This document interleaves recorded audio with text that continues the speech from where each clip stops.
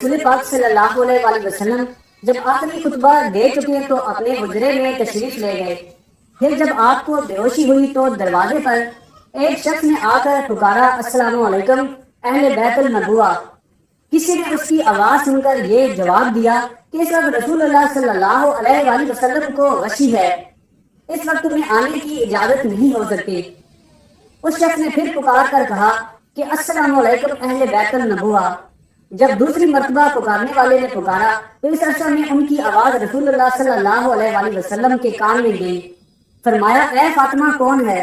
عرض کیا کہ ایک شخص گھر میں آنے کی اجازت مانگتا ہے، اور آپ صلی اللہ علیہ وآلہ وسلم پر چونکہ بے ہوشی کا غلبہ ہے اس لیے ہم نے اسے اندر آنے کی اجازت نہیں دی۔ فرمایا، اے فاطمہ تمہیں نہیں خبر کہ یہ کون کھڑا اجازت مانگ رہا ہے؟ یہ گھروں کو ویران کرنے والا، قبروں کو آباد کرنے والا، بچوں کو یتیم کرنے والا، عورتوں کو بیوہ بنانے والا، دوست کو دوست سے چھڑانے والا ملک الموت ہے، جلدی آنے کی اجازت دے دو۔ جب حضرت فاطمہ رضی اللہ تعالیٰ عنہا نے سنا کہ ملک الموت آئے ہیں تو بے ساختہ رو پڑی، ہائے مدینہ آج ویران ہو جائے گا، یا اللہ تیرے رسول صلی اللہ علیہ وآلہ وسلم تو آج جا رہے ہیں، یہ ملک الموت ان کو لینے آئے ہیں۔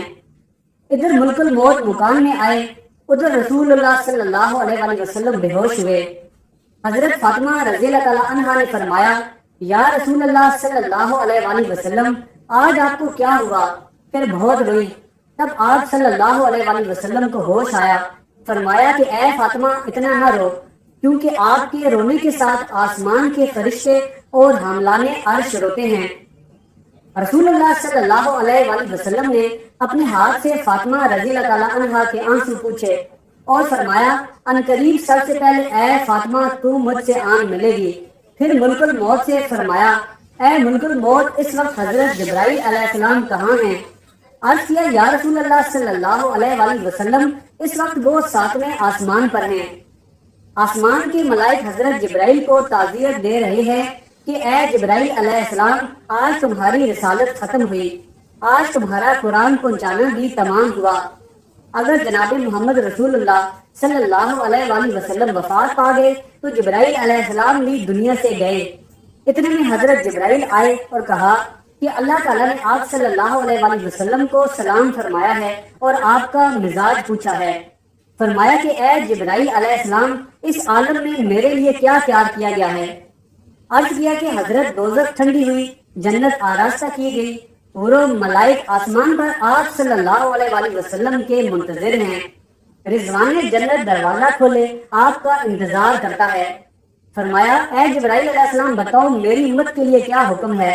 فرمایا کہ جس کے ہونٹوں میں جان رہ جائے گی وہ بھی اگر دل میں توبہ کرے یا توبہ کے لیے ہونٹ ہلائے گا تو بھی 1000 برس کے گناہ معاف ہو جائیں گے، اور جس نے توبہ کی اس کو آپ اپنی شفاعت سے بخشوائیں گے، آپ جس کی شفاعت فرمائیں گے وہ بخشا جائے گا، آپ غم نہ کھائیں۔ اتنے میں ایک اور فرشتے نے حاضر خدمت ہونے کے لیے اذن طلب کیا۔ رسول اللہ صلی اللہ علیہ وآلہ وسلم نے فرمایا کہ جبرائیل علیہ السلام یہ کون ہے؟ عرض کیا کہ یہ حضرت اسماعیل علیہ السلام فرشتہ ہے، آسمان دنیا کا داروغہ ہے، جس دن سے اس نے آپ کو معراج کی شب میں دیکھا ہے آپ کے جمال کا عاشق ہوا ہے۔ آج اسے معلوم ہے کہ رسول اللہ صلی اللہ علیہ وآلہ وسلم وفات پائیں گے۔ اس نے جناب باری میں عرض کیا کہ الہی مجھے ایک مرتبہ اپنے نبی پاک صلی اللہ علیہ وآلہ وسلم کی زیارت ان کی زندگانی میں کرنے کا موقع عنایت فرمائیں۔ یہ فرشتہ رب العزت سے اذن لے کر حضور پاک صلی اللہ علیہ وآلہ وسلم کی زیارت کرنے حاضر ہوا۔ پھر حضرت جبرائیل علیہ السلام نے عرض کیا کہ ملک الموت حاضر ہیں۔ رسول اللہ صلی اللہ علیہ وآلہ وسلم نے فرمایا کہ اے ملک الموت تم میری زیارت کرنے آئے ہو یا میری جان قبض کرنے؟ ملک الموت نے عرض کیا، مجھے خدائے پاک نے حکم دیا ہے کہ جو کچھ مرضی ہمارے رسول پاک صلی اللہ علیہ وآلہ وسلم کی ہو ویسا ہی کرنا، اگر جناب کی مرضی پاؤں تو روح قبض کروں گا ورنہ زیارت کر کے چلا جاؤں گا۔ اس وقت رسول اللہ صلی اللہ علیہ وآلہ وسلم نے حضرت جبرائیل علیہ السلام کی طرف دیکھا۔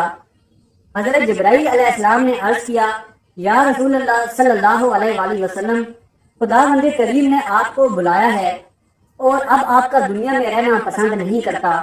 یا حضرت حور و غلمان آپ کی زیارت کے مشتاق اور ملائک آپ صلی اللہ علیہ وآلہ وسلم کے منتظر ہیں۔ رسول اللہ صلی اللہ علیہ وآلہ وسلم کو ثابت ہوا کہ اب اللہ کو یہی منظور ہے کہ دار فنا کو چھوڑوں اور دار بقا کو اختیار کروں۔ فرمایا کہ اچھا میری ازواج کو سامنے بلاؤ۔ سب بیویاں حاضر ہوئیں۔ فرمایا کہ دیکھو تم صبر کرنا اور تقوی اختیار کرنا، اپنے گھروں سے باہر نہ نکلنا۔ حضرت ام سلمہ رضی اللہ تعالیٰ عنہا نے عرض کیا کہ یا رسول اللہ صلی اللہ علیہ وآلہ وسلم کا کیا حال ہے؟ فرمایا کہ اب وہ وقت قریب آ گیا ہے کہ تم میری آواز نہ سنو گی اور نہ مجھ کو دیکھو گی۔ اور پھر فرمایا اے فاطمہ حسن اور حسین کو بلانے کے لیے کسی کو بھیجو۔ حضرت فاطمہ رضی اللہ تعالیٰ عنہا نے کسی آدمی کو بھیجا اور کہا کہ بہت جلد حسین کو بلا لاؤ، کیونکہ سید المرسلین صلی اللہ علیہ وآلہ وسلم کی وفات کا وقت بہت قریب ہے۔ وہ شخص حضرت حسن اور حسین رضی اللہ تعالیٰ عنہما کو بلانے گیا اور کہا کہ جلدی چلو، تمہیں حضرت محمد صلی اللہ علیہ وآلہ وسلم نے بلایا ہے۔ حضرت حسن رضی اللہ تعالیٰ عنہ نے فرمایا کہ اتنی جلدی کیوں ہے؟ کیا ہمارے نانا جان کا آخری وقت ہے؟ کیا آپ وفات فرمائیں گے؟ گھبرائے ہوئے حاضر ہوئے۔ رسول اللہ صلی اللہ علیہ وآلہ وسلم نے ان کو اپنے پاس بٹھا کر ان کے سروں پر ہاتھ پھیر کر فرمایا کہ میری امت کے ظالم تم پر ظلم کریں گے۔ حضرت فاطمہ رضی اللہ تعالیٰ عنہا نے عرض کیا کہ حضرت اگر ان پر ظلم ہوگا تو یہ آپ صلی اللہ علیہ وآلہ وسلم کے بعد کس کو کہیں گے؟ رسول اللہ صلی اللہ علیہ وآلہ وسلم نے فرمایا کہ اللہ کافی ہے۔ حضرت حسن اور حسین رضی اللہ تعالیٰ عنہما آپ کی وفات کی باتیں سن کر روئے۔ ان کی آواز سے جو مجمع صحابہ کرام رضوان اللہ تعالیٰ علیہم اجمعین کا حجرہ شریف کے چاروں طرف جمع تھا رونے لگا۔ اے جبرائیل علیہ السلام، رسول اللہ صلی اللہ علیہ وآلہ وسلم کے بعد آپ کی امت کا کون رکھوالی ہوگا؟ یہ سن کر آپ صلی اللہ علیہ وآلہ وسلم بھی روئے۔ حضرت ام سلمہ رضی اللہ تعالیٰ عنہا نے کہا کہ رسول اللہ صلی اللہ علیہ وآلہ وسلم تو ہر صورت میں اچھی جگہ تشریف لے جاتے ہیں، آپ صلی اللہ علیہ وآلہ وسلم کیوں روتے ہیں؟ فرمایا کہ میں اپنی امت سے جدائی کے صدمہ میں روتا ہوں۔ جب صحابہ کے رونے کی آوازیں بلند ہوئی تب فرمایا کہ اے علی، میرے حجرہ کا پردہ اٹھاؤ، میں ایک آخری نظر اپنی امت کو اور دیکھ لوں۔ حضرت علی رضی اللہ تعالیٰ عنہ نے پردہ اٹھایا اور صحابہ کو پاس بلایا۔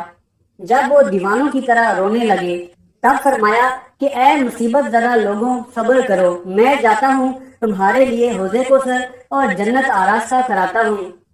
تم سب سے پہلے جنت میں جاؤ گے، تم سے پہلے کوئی امت نہ جائے گی۔ اے میری امت، دین اسلام پر قائم رہنا اور قرآن کو اپنا امام بنانا۔ اے اللہ، میں نے تیرا پیغام پہنچا دیا۔